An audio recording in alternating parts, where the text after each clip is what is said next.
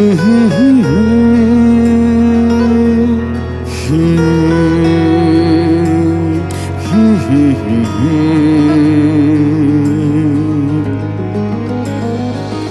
বলে জীবনে কষ্ট পেলাম কত,